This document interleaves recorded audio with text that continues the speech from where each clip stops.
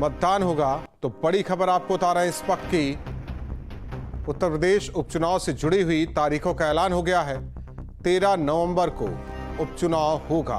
तो बड़ी खबर इस वक्त की, जिस तरीके से आज महाराष्ट्र और झारखंड चुनाव को लेकर ऐलान इलेक्शन कमीशन ने किया, वहीं उपचुनाव को लेकर भी उन्होंने ऐलान किया है।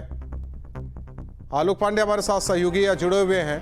इंतजार खत्म, अब 13 नवंबर को उत्तर प्रदेश में उपचुनाव।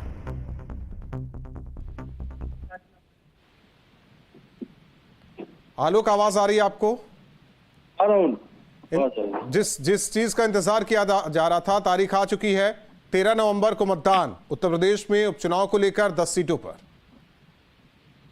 बिल्कुल, देखिए राहुल, जिस तरीके से उपचुनाव की बात हो रही थी और उत्तर प्रदेश के अगर 10 विधानसभा सीटों की बात की जाए जहां पर चुनाव होना है, और ये 13 नवंबर की डेट आई है और 23 नवंबर को इसकी मतगणना होगी। इससे साफ है। और सबसे बड़ी बात है कि 10 सीटें सिर्फ 10 सीटें नहीं है, क्योंकि उत्तर प्रदेश में अभी हाल ही में खत्म हुए लोकसभा चुनाव जो 2024 में हुआ था, कहीं ना कहीं उसके बाद इस तरीके की स्थिति है, क्योंकि उपचुनाव कहीं न कहीं इंडिकेट करेगा कि आखिर जनता का मूड क्या है।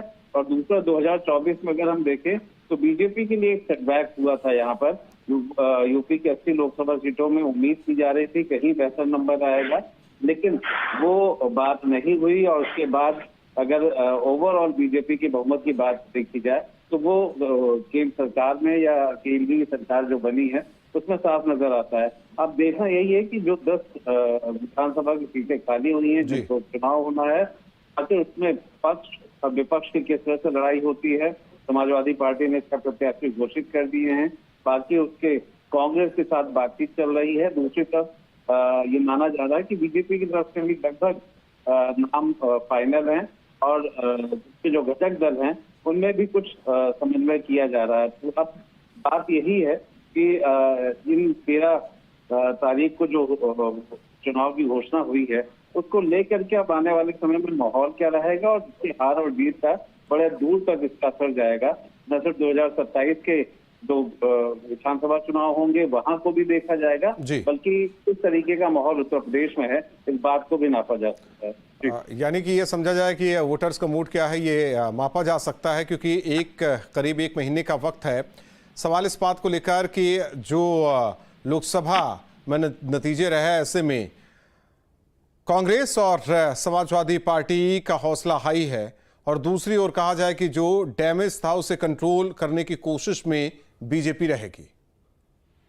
बिल्कुल, देखिए ये 10 सीटों के उपचुनाव की चर्चा उसी दिन से शुरू हो गई थी जिस दिन 4 जून को मतगणना हुआ था लोकसभा का। इससे इन 10 सीटों के लिए महत्व समझा जा सकता है, और खासतौर पर यूपी की राजनीति और उसके बाद यहाँ के जो पॉलिटिकल महत्व होता है वो आज से नहीं बल्कि हमेशा से समझा जा सकता था। अब इन 10 सीटों पर अगर कहा जाए तो सबसे बड़ी चुनौती तो भारतीय जनता पार्टी को ही है कि वो 10 सीटों में से कितनी सीटें जीतती है।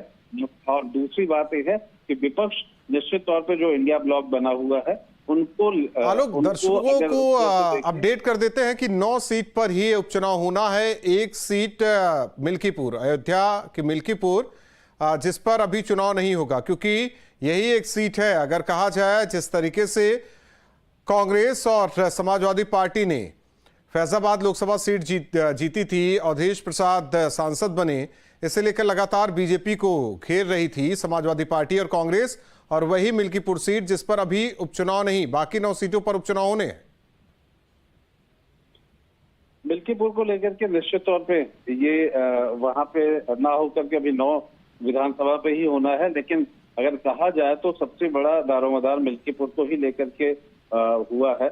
और इससे पहले अगर हम देखें तो खुद मुख्यमंत्री योगी आदित्यनाथ, जो कि मिल्कीपुर या अयोध्या मंडल की बात करते हैं, और उधर अम्बेडकर नगर, 2 सीटें जहां पर खुद मुख्यमंत्री इसको स्वयं देख रहे थे। इससे पहले वो कई मौके पर मिल्कीपुर और उसके आसपास अयोध्या जिले में जा चुके हैं। कई ऐसे उन्होंने रोजगार मेला और इस तरह की कोशिशें शुरू कर दी थी, लेकिन इस वक्त मिल्कीपुर का नहीं है। और ये अपने आप में कहीं ना कहीं बीजेपी इस बात की पूरी तैयारी कर रही थी कि भले अयोध्या की लोकसभा सीटें हार गई है, लेकिन वो मिल्कीपुर की विधानसभा सीट तो हर कीमत पे जीतना चाह रही है।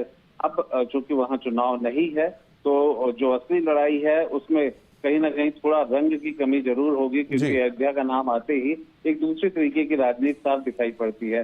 लेकिन 9 सीटों की जीत और हार का बेहद महत्वपूर्ण मतलब है, और ये मतलब इस बात से भी लगाया जा सकता है कि यहाँ दोनों ही खेमे से, पक्ष और विपक्ष दोनों ही जगह से पूरी ताकत लगाई जाएगी कि जीत और हार का मतलब बेहद महत्वपूर्ण होगा। और इस बात को सब जानते हैं कि इस जो 9 सीटों ठीक है आलोक, मानवेंद्र का रुख करते। मानवेंद्र हमारे साथ जुड़े हैं, सहयोगी प्रयागराज से। मानवेंद्र, फूलपुर अहम सीट, और ऐसे में देखा गया पिछले दिनों की बात की जाए, तारीखों का तो ऐलान हो गया है कि 13 नवंबर को उपचुनाव, लेकिन यहां लेकर पेच गठबंधन में फंस गया था कि ये सीट चाह रही थी कांग्रेस, लेकिन समाजवादी पार्टी ने उम्मीदवार के नाम का तो ऐलान कर ही दिया था।